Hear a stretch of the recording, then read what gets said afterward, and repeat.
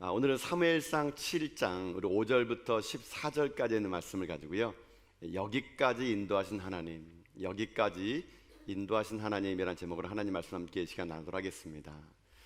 자, 오늘 본문에 있는 말씀을 여러분 읽다 보게 되면요, 우리 가운데 이 단어가 여기 나와 있네, 이 말씀이 여기 있는 말씀이었구나 라고 이렇게 느껴지는 게 하나 있죠. 어떤 말씀입니까? 에베네셀이라는 말씀입니다. 에베네셀 많이 들어봤고, 또 우리도 에베네셀 하나님이라고 찬양도 해보는데, 에베네셀 도대체 무슨 뜻일까요? 자, 오늘 본문에 있는 말씀 보게 되면요, 에베네셀을 이렇게 설명합니다. 자, 말씀 12절 말씀이거든요. 같이 한번 읽어보도록 하겠습니다. 함께 읽겠습니다. 시작. 사무엘이 돌을 취하여 미스바와 센 사이에 세워 이르되, 여호와께서 여기까지 우리를 도우셨다 하고 그 이름을 에베네셀이라 하니라. 아멘. 에베네셀, 자, 이 뜻은요, 두 단어가 합성된 단어인데, 앞에 있는 에벤이라는 말, 이 말은요 히브리 말로 반석이라는 뜻입니다. 돌이라는 말이 에벤이라는 뜻이고요, 뒤에 있는 에셀이라는 말은 뭐냐면 돕다, 그런 돕다. 근데 이 말을 그냥 직역하게 되면은 도움의 돌, 도와주는 반석, 이렇게 얘기할 수 있게 되고, 이 말을 풀어서 설명하게 되면요, 여기까지 하나님이 인도하셨다, 하나님 우리를 여기까지 인도하셨다. 그래서 그것을 뭐라 부르냐? 에베네셀이라고 부르게 된다는 것입니다. 자, 오늘도 아까 우리가 찬송하지 않았습니까? 여러분, 찬송가 301장 있잖아요. 여러분, 그 찬양이 바로 여기에 있는 에베네셀 하나님의 이 주제를 가지고 만든 찬송가 301장이에요. 여러분 어떻게 찬양했습니다? 지금까지 지내온 거 주의 크신 은혜라. 여러분, 지금까지 지내온 게 주의 크신 은혜임을 믿습니까? 여러분, 그렇다면은 제가 오늘 선포하겠습니다. 지금까지 지는 것이 은혜라면요, 우리의 남은 생도 주의 은혜가 이끌어갈 것을 믿습니다. 여기까지 은혜로 살았다면 여러분 걱정하지 마세요. 우리 내일도 은혜로 살 것이고요, 그 다음도 은혜로 살 것이고요, 하나님 부르시는 그날까지 은혜로 살 거라는 겁니다. 여러분, 그래서 신앙이란 뭔지 아십니까?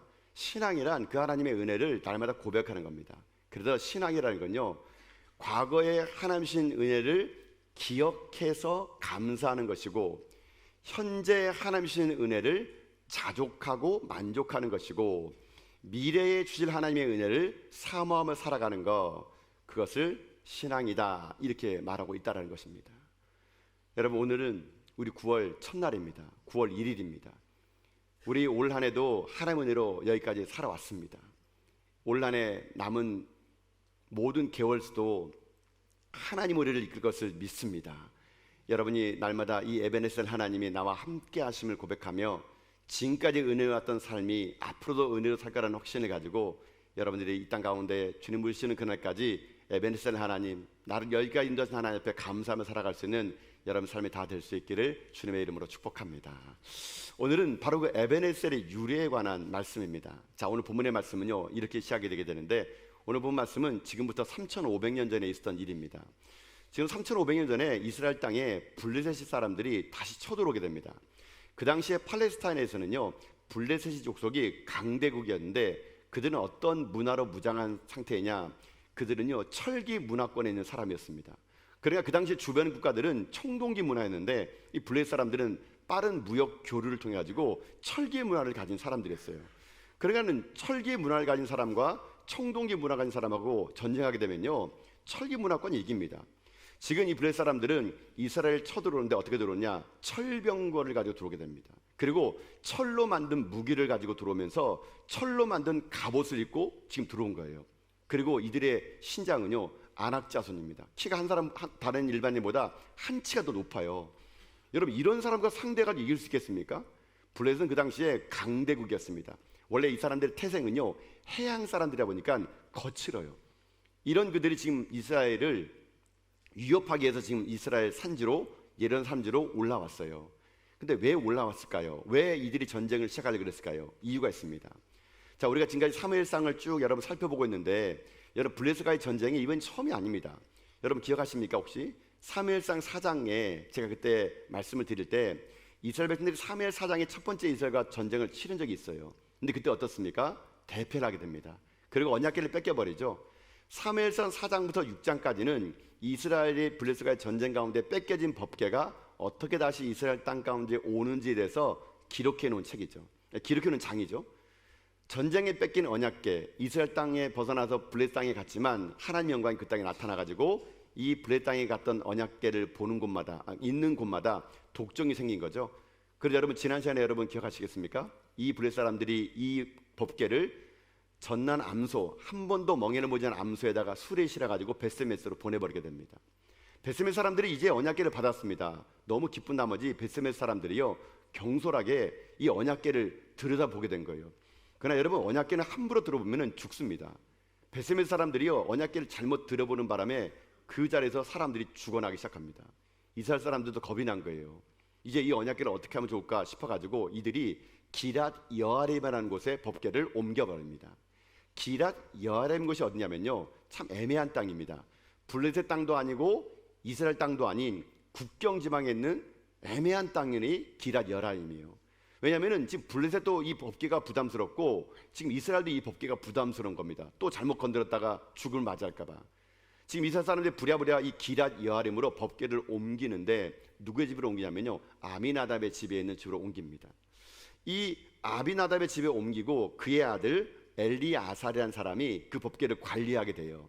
자, 근데 법궤가요, 자그마치 그 아비나답의 집에서 몇 년간 머물렀느냐, 다윗이 예루살렘 성으로 자기가 들어갈 때까지, 그러니까 예루살렘 성에 다윗이 들어가서 왕노릇할 때까지 자그마치 20년 동안이나 아비나답의 집에 있는 집에 법궤가 보관이 되게 됩니다.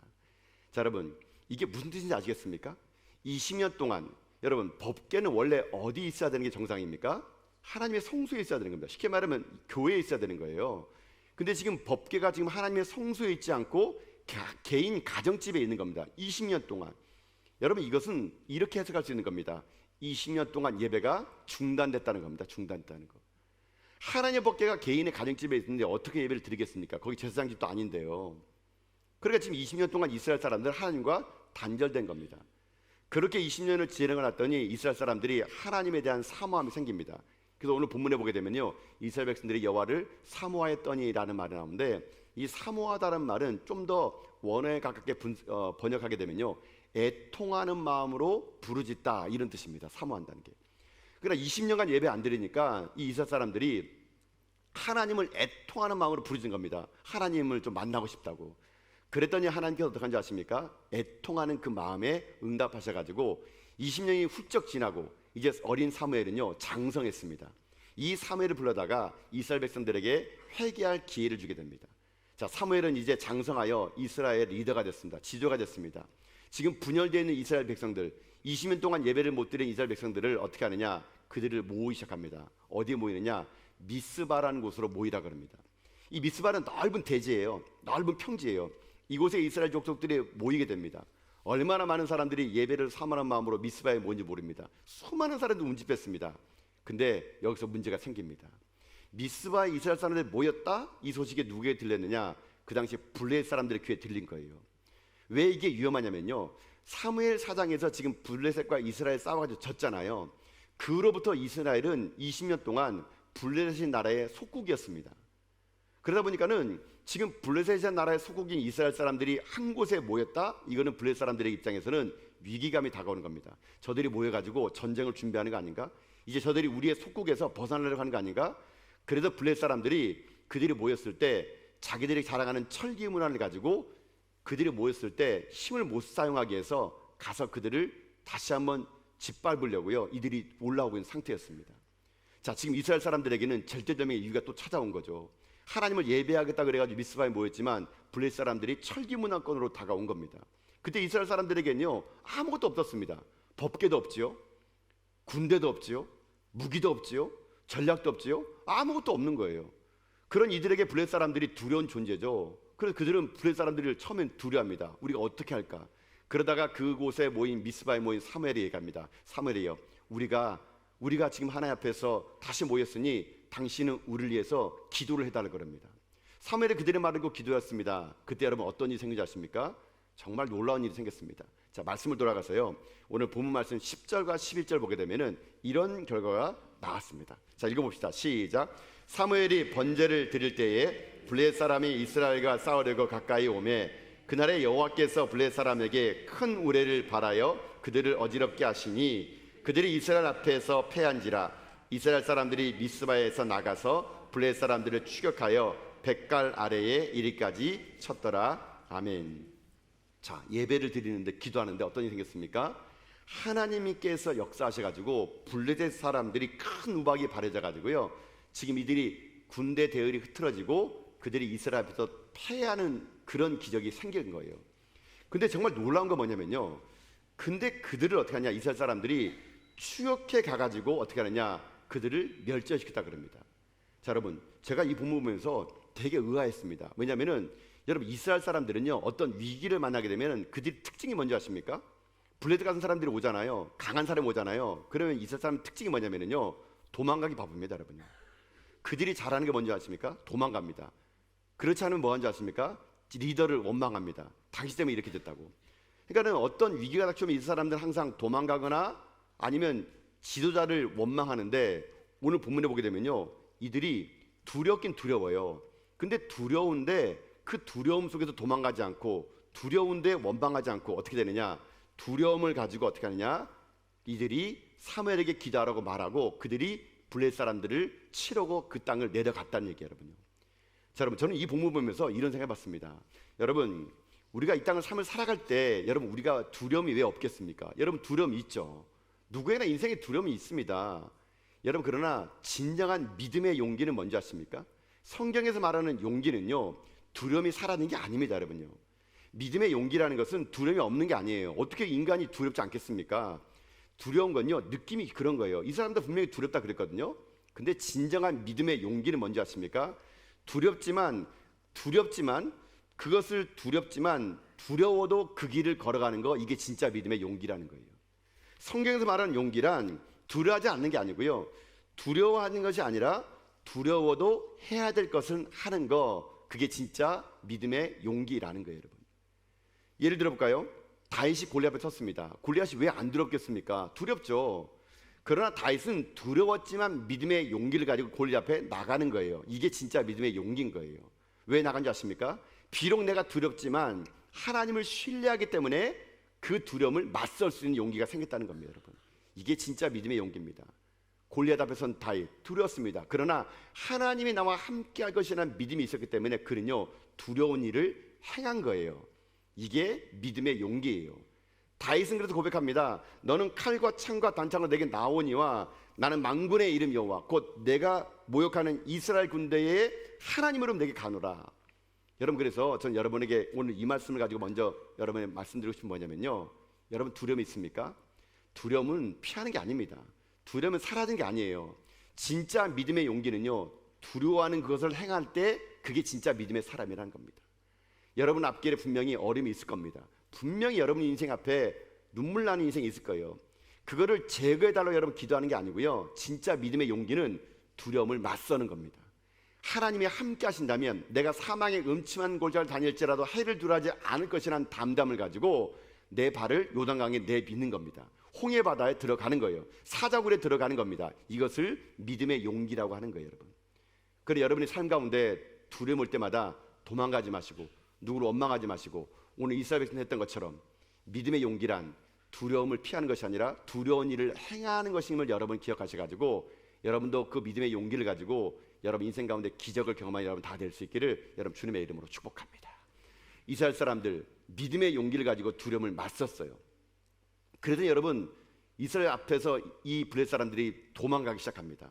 그때 그걸 보면서 어떤 일을 했냐, 여러분 12절 말씀이거든요. 자, 읽어봅시다. 12절입니다. 읽겠습니다. 시작. 사무엘이 돌을 취하여 미스바와 센 사이에 세워 이르되 여호와께서 여기까지 우리를 도우셨다고 그 이름을 에베네셀이라 하니라. 아멘. 자, 그들을 물리치고 난 다음에 미스바와 센 사이에 지금 이들이 기념비를 하나 세웠습니다.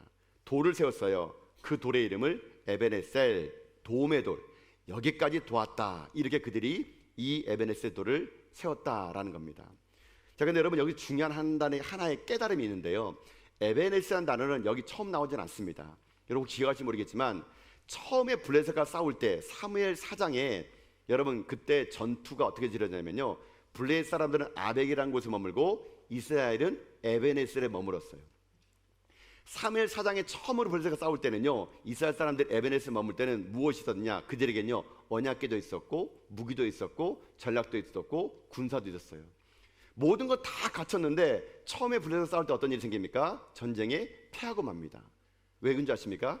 언약궤가 있다고 다 이기는 게 아니에요. 이스라엘 사람들은 그 언약궤, 나무 상자가 무슨 힘인 줄 알았는데요, 그렇지 않습니다. 하나님과의 올바른 관계가 없는 언약궤는 아무 의미가 없습니다. 아무리 사람이 많이 모여도 하나님이 거기 계시지 않다면 여러분 그건 아무런 능력이 안 되는 거예요. 사무엘 사장에서의 에베네셀은 하나님이만 안 계시고 모든 게 있는 곳이었습니다. 그런데 전쟁 가운데 어떻게 됐습니까? 그들이 패했죠. 사무엘 사장의 에베네셀의 땅은 패배의 땅이었어요. 자, 근데 20년이 지난 후에 사무엘 7장에 또 에베네셀에 모였습니다. 자, 근데 그때와는 지금 좀 달라요. 사무엘 7장에서 에베네셀에 모일 때는요, 그들에게는요 아무것도 없었습니다. 언약궤도 없고 무기도 없고 군사도 없고 전략도 없었습니다. 그러나 무엇이든지 아십니까? 하나님과의 관계가 회복된 하나님 임재가 거기에 있었던 거예요. 모든 게 다 없더라도 하나님이 계셨더니 이들이 어떻게 합니까? 자기들이 앞서서 싸운 것처럼 하나님이 앞서 싸워서 승리하게 만들어 줬다는 거예요.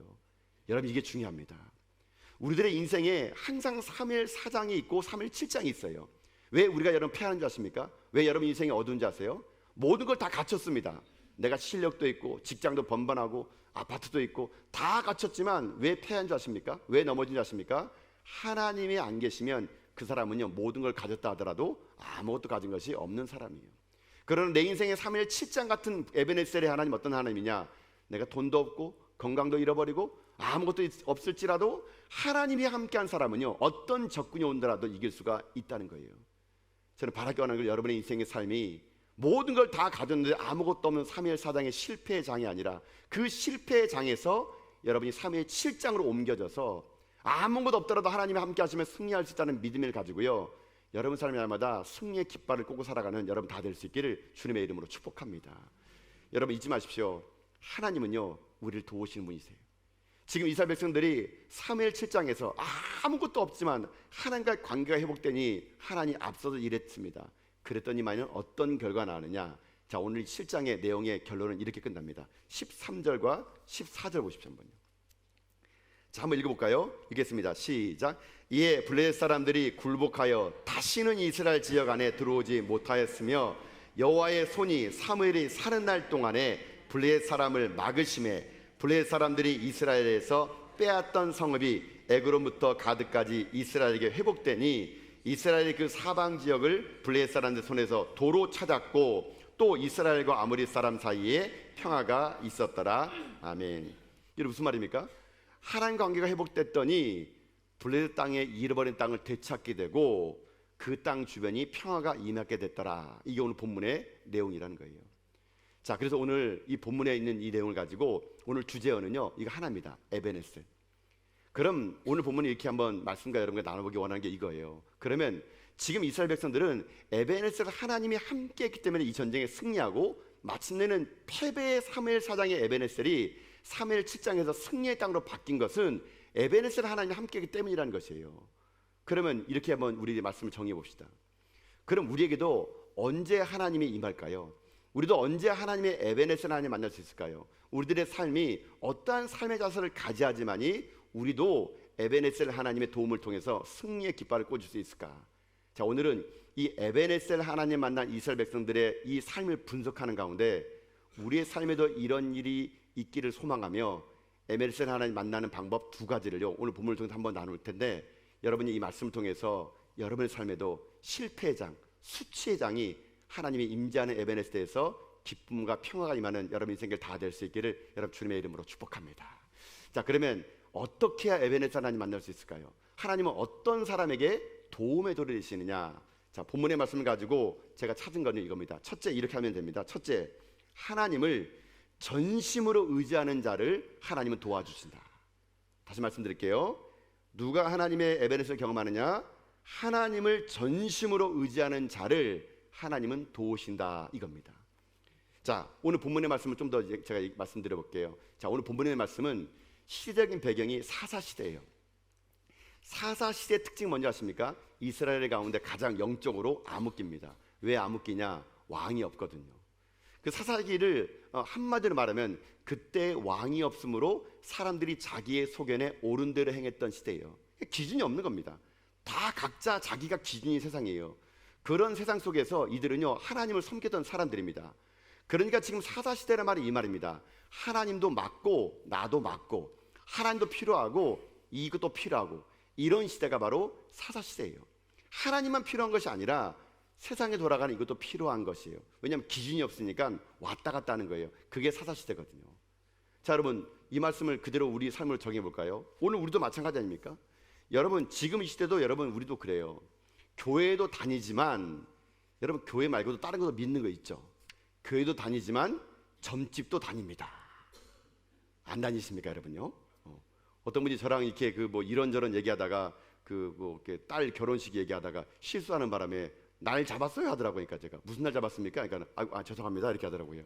가서 날 잡았대요. 그래서 그날 결혼해야 된다 그럽니다. 그래서 제가 그날 결혼식 못 한다 그랬어요. 여러분 우리는요 교회 다니는데 점집 이거는 미신이 아니고 우리나라부터 전래도 내려오는 이건 좋은 풍속이야. 여러분 그렇게 해가지고 여러분 점집도 가고 여러분 교회도 가고 여러분 그런 모습 딱 사사시대. 여러분 지금 보세요.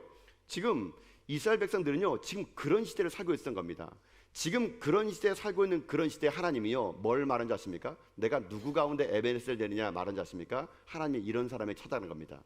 마음을 다하고 뜻을 다하고 정성을 다하여 힘을 다하여 주 너희 하나님만을 섬기는 사람, 이런 사람에게 하나님이 임재하시고 에베네셀을 도와주는 거예요. 자, 말씀을 통해서 한번 그걸 설명드려 볼게요. 여러분 오늘 본문은 아니지만 사무엘상 7장 3절 보면요 이렇게 되어 있거든요. 사무엘상 7장 3절 말씀, 자 함께 읽어봅시다. 시작. 사무엘이 이스라엘 온 족속에게 말하여 이르되 만일 너희가 전심으로 여호와께 돌아오거든 이방 신들과 아스타롯을 너희 중에서 제거하고 너희 마음을 여호와께로 향하여 그만을 섬기라. 그리하면 너희를 브릴 사람 손에서 건져내시니라. 아멘. 자, 여러분 거기에 밑줄 그어보세요. 여기 중요한 단어가 너희가 전심으로 여호와께 돌아오거든. 전심으로.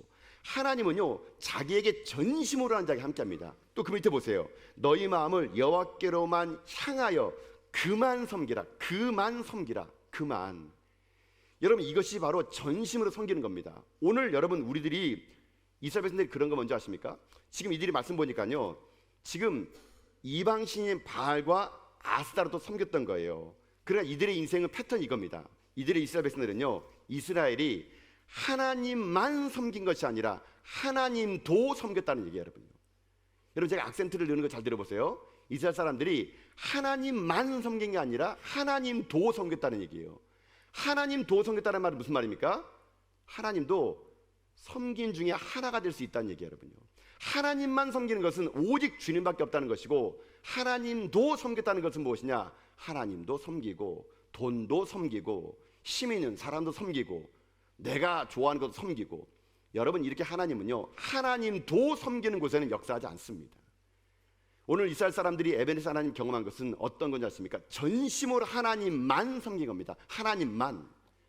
여러분 하나님은요 99% 섬기는 것도 원하지 않습니다. 하나님 우리가요 100% 섬기기 원하시는 거예요. 우리들의 삶에 전심으로 하나님만 섬길 때 여러분 그동안에 20년 동안 블레셋 사람들이 두렵지 않는 거예요. 여러분 왜 두려운지 아십니까? 여러분이 하나님도 섬기면서 그런 거예요.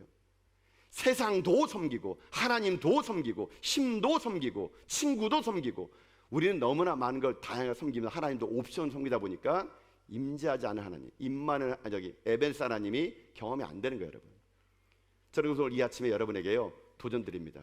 여러분 하나님만 섬기는 여러분 되시길 주님의 이름으로 축복합니다. 하나님 도가 아니에요. 하나님만 섬기는 겁니다. 이게 전심으로 하나님 섬기는 거예요. 여러분 역대하서 16장 9절 보면 하나님 어떻게 하는지 아십니까? 이렇게 하신다 그럽니다. 역대하 16장 9절 말씀입니다. 읽겠습니다. 시작. 여호와의 눈은 온 땅을 두루 감찰하사 전심으로 자기에게 행하는 자를 위하여 능력을 베푸시나니. 누구의 능력을 베푼다고요? 전심으로 자기를 향하는 자에게 능력을 베푸신대요. 여러분 이것이 오늘 우리 가운데 하나님 말씀이 되어야 됩니다. 사랑하는 성도 여러분, 주님을 섬기기 위해서 하나님을 예배한다는 것은 하나님만 섬기는 겁니다. 여호와만 경외하는 겁니다. 오직 주만 섬기는 겁니다. 이럴 때 우리 가운데 에베네셀 하나님이 도움이 되린다는 걸 잊지 마시면서 여러분이 하나님이 옵션이 안 되길 바랍니다. 여호와도 섬기는 자가 아니라 하나님만 섬기는 여러분 돼가지고 여러분 삶에 날마다 에베네사 하나님이 내 삶 가운데 도움이 되는 것을 경험하는 여러분 인생길 다 될 수 있기를 여러분 주님의 이름으로 축복합니다. 아멘. 자, 이게 첫 번째 길이에요. 오직 하나님만 섬기는 자에게 하나님 도와준다 그랬어요. 자, 두 번째 무엇이냐? 어떤 사람에게 하나님이 에베네사 하나님이 나타날까? 자, 두 번째는요, 예배 중심으로 사는 자를 도와주신다. 다시 말씀드려볼게요. 예배 중심으로 사는 자를 도와주신다. 자, 말씀을 통해서 한번 설명드려볼게요. 9절 말씀 보세요. 9절. 자, 9절 읽어봅시다. 읽겠습니다. 시작. 사무엘이 젖 먹는 어린 양 하나를 가져다가 온전한 번제를 여호와께 드리고 이스라엘 위하여 여호와께 부르짖음에 여호와께서 응답하셨더라. 아멘. 자, 여러분 여기다 밑줄 읽어보세요. 온전한 번제, 온전한 번제. 그냥 번제가 아니고 온전한 번제, 온전한 예배를 드리는 자를 하나님 어떻게 하느냐? 도와주신다라는 거예요, 여러분요. 여러분, 이 말은 결국 무슨 말이냐면요, 이스라엘이 20년 동안 예배가 안 드려진 거예요, 여러분. 그러니까 하나님께서 지금 현재 이 3회를 통해서 예배 드리는 온전한 예배를 드릴 때 하나님이 에베네사 하나님으로 그들 가운데 나타나셨다는 거예요, 여러분. 이스라엘 백성들은요, 하나님의 임재의 상징인 언약궤를 뺏기는 수치를 당했죠. 다시 법궤가 그 땅에 돌아왔지만 어떻게 할지 몰라가지고 그 법궤를 들어보는 바람에 사람이 죽어나갔죠. 그리고 그 법궤를 옮긴 곳이 개인 가정집에 옮겨가지고 20년 동안이나 하나님을 예배하지 못했던 그 땅에 사무엘이 온전히 예배를 드렸더니 어떤 일이 생기느냐? 하나님의 에베네사 하나님의 인생을 경험하게 되었다는 거예요, 여러분요. 여러분, 그래서 오늘 우리도 마찬가지입니다. 누가 에베네사 하나님 만날 수 있습니까? 전 여러분들이요, 온전히 하나님 예배한 여러분 될 수 있길 주님의 이름으로 축복합니다. 여러분, 예배는요 드려주는 게 아니에요, 여러분요. 예배는요 여러분이 시간이 남아서 오는 것이 아니에요. 우리 예배는요 온전한 예배가 됩니다. 온전한 예배. 한 번 예배 드리더라도 여러분 정말로 온전하게 예배 드리세요. 여러분은 예배를 평가하는 자들이 아닙니다. 예배를 여러분들이 관람하는 자들이 아니에요. 여러분이 은혜 받으면 그 예배가 좋은 예배고, 여러분이 은혜 안 받으면 그 예배가 나쁜 예배입니까? 모든 게 예배가요 너무 이 시대는 인본주의입니다. 내가 예배를 평가해요. 내가 예배를 주인이 됩니다. 그러니까 우리 가운데 에베네사 하나님의 역사가 임하지 않는 거예요, 여러분요. 여러분, 우리는 하나님을 예배하는 자예요. 하나님을 예배하는 우리는 온전히 하나님을 예배해야 되는 겁니다. 여러분, 그래서 제가 누차 이런 말씀드렸잖아요. 예배만 잘 들어도 여러분 인생 핍니다, 여러분요. 예배만 잘 들어도 여러분요 여러분 인생 가운데 하나님의 역사가 임해요. 여러분, 그래서 오늘 우리가 드리는 이 주일 예배 얼마나 중요합니까? 오늘 이 주일 예배에 승리해야 한 주간을 우리가 승리할 수 있기 때문에 그런 거예요. 하루의 첫 시간에 새벽 예배를 드림으로 인해 가지고 하루를 승리할 수 있는 겁니다, 여러분. 우리의 모든 것의 시작은 예배가 될 때 여러분 그 하나님 앞에서 드려지는 예배자는 하나님의 에베네사 하나님을 다가오는 겁니다. 하나님은 지금도요 예배드리는 날 찾으세요. 요한복음 4장 23절 24절 보게 되면은 이런 말씀이 기록됐습니다. 한번 읽어볼까요? 읽겠습니다. 시작. 아버지께 참되게 예배하는 자들은 영과 진리로 예배할 때가 오나니 곧 이때라. 아버지께서는 자기에게 이렇게 예배하는 자들을 찾으시느니라. 하나님은 영이시니 예배하는 자가 영과 진리로 예배할지니라. 아멘. 여러분 보세요. 하나님은 지금도요 하나님을 예배하는 자를 통해서 역사를 이뤄 간다는 겁니다. 여러분, 그래서 한번 제가 이거를 이렇게 한번 설명드려 볼게요. 여러분, 구약을 평가할 때 딱 두 종류로 평가할 수 있습니다. 구약에 있는 많은 왕들을 평가할 때요 이렇게 사람들의 길을 평가해요. 한 사람은 다윗의 길을 간 사람, 한 사람은 여로보암의 길을 간 사람, 이렇게 얘기합니다. 이 말이 뭐냐면은 이스라엘이 남과 북으로 나눠지게 돼요. 북쪽은 여로보암 왕이 됩니다. 19명이 왕이 되어서 BC 722년에 아수르에 망할 때까지 그 나라는요 여로보암의 길을 갔습니다. 여로보암의 길을 간다는 뭔지 아십니까? 자기 멋대로 예배드렸다는 얘기예요. 자기가 원한 대로 예배드렸다는 얘기입니다.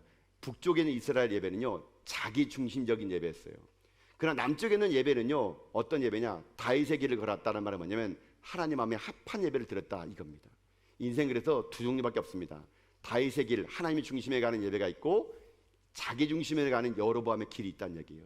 근데 안타까운 것은 오늘날 이 시대 우리 예배가 점점 여로보암의 길을 가는 예배를 드리고 있다는 얘기예요, 여러분. 여러분, 한번 우리 예배를 살펴봅시다. 아니, 한국 교회를 살펴봅시다. 요즘 여러분 교회에 저녁 예배 드리는 교회가 있습니까? 여러분, 사람들이요 자기 자신 예배를 편의성으로 예배를 드리는 것이 오늘날 우리들이 여로보암의 길을 가는 거거든요. 내 편한 대로 예배를 드리는 거예요, 여러분요. 여러분 보세요. 왜 저녁 예배를 폐지했을까요? 왜 안 드릴까요? 우리 얘기하는 겁니다. 요즘 바쁜 세상에 주일 저녁만큼도 가족과 함께 보내지 않겠냐. 주일 저녁은 가족과 함께 이렇게 해가지고 사람들이 주일 저녁에 아침부터 와서 예배 드리는데 봉사하는데 힘드니까 저녁은 그냥 집에서 가족과 함께 예배 드리자. 그런 차원에서 예배를 없애버렸어요. 그러니까 요즘에 저녁 예배 드리는 게 별로 없습니다. 여러분, 사람들이요 편의성으로 예배를 접근하면 그 다음에 불편한 게 또 나옵니다. 어떤 거냐? 주중에 어떻게 예배 드려? 이렇게 바쁜 이 세상에 수요일날 나오라니, 금요일 나오라니, 이게 말이 돼? 새벽을 나오라고, 새벽을? 여러분, 그러다 보면요 사람들이요 주중 예배를 건듭니다. 그거 하지 말자고. 그러면 그 다음에 건드는 게 뭔지 아십니까? 그 다음에 건드는 게 뭐냐면요, 그 다음에는 주일 예배를 건듭니다. 주일 예배 뭐 이게 많이 드릴 필요 있겠어? 뭐 1, 2부가 뭐 필요해서 한꺼번에 모여서 예배드리면 되지. 여러분, 그러다가 결국 어디까지 간지 아십니까? 주일 예배 드리지 말자 그럽니다. 그리고요, 뭐 꼭 모여서 예배를 필요했냐? 요즘처럼 이 시대에 여러분 코로나 때 얼마나 여러분 우리가 익숙해진 게 있어요. 온라인 예배. 지금 유튜브 보시는 분 계시죠? 유튜브 보시는 분 온라인 예배 드리고 계시죠, 여러분요. 내 편의에 따라 예배 드리는 거예요. 편의에 따라 내가 편하는 거예요, 여러분요. 무슨 거기까지 갈 필요 있냐? 주차난이 심각하고 사람 만나고 뭐 요즘도 코로나 조금 유행한다며. 뭐 하나님 어디다 계시다며. 여러분, 예배가 나의 편리함과 불편함으로 기준이 돼버린 거예요. 이게 여로보암의 길입니다. 제가 이런 길을 걸어가면 어떻게 되는지 말씀드리겠습니다. 망합니다, 여러분요. 망해요, 여러분요. 여로보암의 길을 걸어간 사람치고 살아남은 사람이 없습니다. 다 망합니다, 여러분요. 근데 여러분, 우리 예배가 자꾸만 인본주의가 되고 사람에게 보여주는 예배 되고 여로보암의 길을 가면 망해요, 여러분요. 그럼 우리 어떻게 될까요? 다윗의 길을 걸어가야죠. 다윗의 길. 다윗의 길은 어떤 길입니까? 하나님 예배하는 겁니다. 여러분, 그럼 잊지 마세요. 다윗도 범죄한 사람입니다. 우리아를 범죄했잖아요. 그러나 다윗의 위대한 점이 뭔지 아세요? 범죄했지만 하나님을 예배했다는 게 중요합니다, 여러분요. 이게 중요해요. 다윗이 온전한 예배자가 아니고요, 범죄한 사람이지만 하나님을 예배했다는 겁니다. 하나님은요 의인을 부르는 게 아닙니다. 죄인을 부르는 겁니다. 다윗의 위대한 점은 그가 하나님을 살아계신 예배를 드린 거 뭐냐? 그의 인생의 삶이 똑같은 죄를 지었음에도 불구하고 여러분 어떻게 하는지 아십니까? 하나님 예배했다는 것이 이게 중요한 거예요. 여러분, 그러니 여러분 이렇게 생각하세요. 아무리 여러분 죄를 지었다 하더라도 예배 빠지지 마십시오. 여러분 죄를 짓더라도 막 가는 인생에 하더라도 예배 꼭 들으셔야 돼요. 그런 인생은 하나 앞에서 간신히 삽니다. 간신히 그냥 간신히 살지만 자기가 정말 정결하면 온전히 살 수 있어요. 그래, 여러분 죄 짓더라도 반드시 예배를 포기하면 안 됩니다. 여기 나오셔서 하나님 예배 드리는 거, 그게 다윗의 길이 될 수 있다라는 것이죠. 여러분, 오늘 이 시대 우리들의 삶이 점점 예배를 가치 없게 느껴지게 마르고 인간의 편의성에 따라서 예배를 우리가 평가한다면 여러분, 에베스한 하나님 우리 가운데 임재하지 않습니다. 여러분의 예배는 지금 어떻습니까? 정말 여러분의 예배는 오직 하나님만 전심으로 드리는 예배입니까? 여러분의 예배는 과연 지금 어떤 예배를 드리고 있습니까? 하나님은요, 하나님을 예배하는 자를 지금도 찾고 있다는 이 하나님의 안타까움, 여러분 이것이 우리 가운데 오늘 들려져야 되거든요. 예배 관해서 여러분 한마디 이런 얘기 들어볼게요. 제가 일전에 읽었던 책 중에 여러분 그 몽골에 가신 여러분 그 이용규 선교사님 혹시 아시죠? 이분이 쓴 책 중에 내려놓음 책이 있거든요. 여러분 내려놓음 책 혹시 읽어보셨습니까? 안 읽어보셨군요. 네, 이거 얼마나 유명한 책인데 여러분 나중에 꼭 읽어보세요, 여러분요. 내려놓음 1, 2도 있고 그러는데 제가 한번 일전에 이용규 선교사님 이제 모시고 있을 때 한번 그분이 뵙고 이제 그 내려놓음 책에 관해서 이런저런 얘기를 좀 들어본 적이 있는데 그분 책에 보면요 그 예배에 관한 이런 대목이 하나 나와요. 그 이 선교사님이 모든 걸 다 포기하고 몽골 들어가지 않습니까? 근데 이 선교사님이 몽골 들어가 가지고 이레 교회, 그러니까 여호와 이레에서 이레 교회를 개척해 가지고 거기서 목회할 때입니다. 그 지역이 베르 지역에서 예배처소를 만들어 가지고 예배를 드릴 때인데 그 동네에 이 몽골 사람이래요. 벌러르라는 자매가 있었는데 이 자매가 어떤 자매냐면요, 기도를 통해서 듣지 못한 귀가 열렸던 자매예요. 이 벌러르라는 자매가 그래가지고 자기가 못 들었는데 그 기도하는 가운데 귀가 열린 거예요. 그래서 그때부터 이 벌러르라는 자매가 예배 가운데 목숨 걸었던 자매였습니다. 근데 한 번은 이 벌러르 자매가 어떤 일이 있었냐면요, 그 책에 보면 이렇게 있더라고요. 몽골 사람들은 유목민이니까 가축을 기르잖아요. 근데 이 벌러르 자매가 한 번은 아침에 엄마가 이제 소 좀 이렇게 방목해가지고 풀 좀 뜯어 먹으라고 이렇게 좀 보내다 그때요. 그래서 소를 아침에 끌고 나가지고 풀을 먹으러 들어 나갔더니만은 이렇게 눈 돌려봤더니 소가 안 보이는 거예요, 갑자기요. 그런데 이 벌러 자매가 하필 그때가 주일인 거예요, 주일. 그래가지고 지금 주일인데 소는 안 보이고 지금 이게 되게 난감한 거예요. 그들에게 소는요 전재산이 다름없거든요. 예배 시간 가까워져가고 소는 안 보이고, 그래야지 벌로 자매가 아무리 소를 찾으려도 소가 안 보이는 겁니다. 그러다가 어떻게 하는지 아십니까? 이 벌로 자매가 소 찾는 거 포기하고 예배 시간 임박해가지고요 그 넓은 들판을 뛰어와가지고 땀 범벅대가지고 예배장에 들어온 겁니다. 이 선교사님이 아니 이렇게 왜 땀이 범벅대 들어왔냐 보니까 이 자매가 얘기하는 겁니다. 사실 내가 아침에 소를 풀을 먹으러 갔다가 소가 보이지 않아가지고 소를 찾으러 가야 될 것인지 예배 드리러 갈 것인지 하다가 내가 예배 시간이 늦을 것 같아가지고 소를 포기해가지고 예배 드리러 왔다는 얘기예요. 와, 여러분, 그 말을 들으니까 이 이용기 선교사님이 너무 마음이 감사하면서도 한편으로 이렇게 생각한 겁니다. 소보다 예배를 택한 이 믿음의 결단이 부끄럽지 않도록 하나님 도와주세요. 예배 때 기도했습니다. 그리고 나아가서는 이 자매를 통해서 하나님 은혜로 말미암아 소를 찾을 수 있도록 도와주세요. 예배 때 그 간절히 기도했대요. 모든 예배를 다 드렸습니다.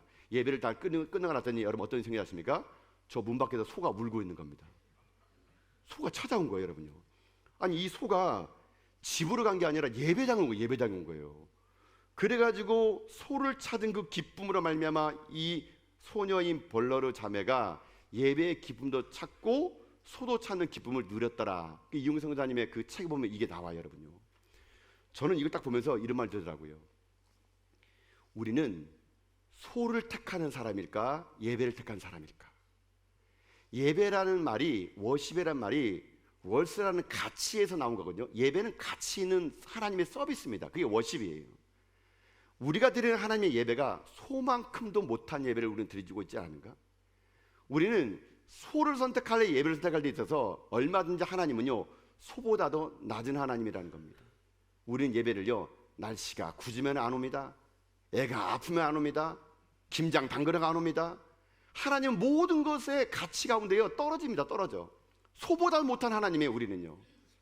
우리는요 소보다도 못한 하나님은, 여러분 그런 자에게 어떻게 하나님께서 에베네스를 임재할 수가 있겠습니까? 하나님은 자기를 존귀하게 여기는 자에게 나도 너를 존귀하게 여긴다고 말씀하셨는데, 우리가 예배드리는 하나님을 존귀하게 여기지 않고 가치를 여기지 않고 소보다도 못한 하나님을 여러분 섬긴다면 어찌 거기에 하나님의 에베네스의 역사가 임할 수가 있을 수 있단 말입니까? 여러분, 소를 포기한 채 벌판을 뛰어왔던 이 벌러드의 이 소녀, 땀이 범벅이 된 채 숨을 헐떡거리면서 예배의 자리에 늦지 않냐고 찾았던 이 소녀의 순수한 열정, 여러분 이것이 오늘 우리 가운데 회복될 때만이 우리의 삶 가운데 하나님의 에베네스의 은혜가 임할 수 있다라는 것입니다. 사랑하는 성도 여러분, 우리 예배에 목숨 겁시다. 소보다 못합니까? 우리 하나님이? 소보다 못한 하나님을 어떻게 섬길 수가 있겠습니까? 이 버러드 자매처럼 정말 가치 있는 예배에 목숨 걸어서 하나님을 예배하는 것이 우리 인생 가운데 큰 힘을 알아. 오직 나는 하나님만을 섬기는 일에, 오직 하나님 예배하는 자리에 내가 설교하는 여러분 이런 다짐을 가지고, 여러분 잊지 마십시오. 하나님의 에베네셀은 하나님을 예배의 중심에 삼는 자에게 임한다는 진리를 깨달아 여러분이 예배 가운데 하나님을 더욱더 깊이 만나고 참된 예배자의 삶을 사는 여러분 다 될 수 있기를 주님의 이름으로 축복합니다. 사랑하는 성도 여러분, 오늘 우리는 우리가 잘 아는 에베네셀 하나님의 유래를 들었습니다. 도움의 돌, 여기까지 인도하신 하나님. 그는 아무에게 에베네셀 하나님 임재하지 않습니다. 우리가 하나님도 섬기는 자가 아니라 하나님만 섬기는 자가 되고 하나님의 예배를 가치 있게 여기는 자가 될 때, 하나님 우리를 가치 있게 여겨줄 때 하나님 우리의 인생 가운데 도움의 돌이 되시고 에베네셀 하나님을 온다는 것을 잊지 마시고, 여러분 삶에 날마다 이 도움의 돌에 에베네셀 하나님의 기념비를 세워나가 주님 오시는 그날까지 하나님과 함께 승리하며 살아가 여러분 다 될 수 있기를 주님의 이름으로 축복합니다. 아멘.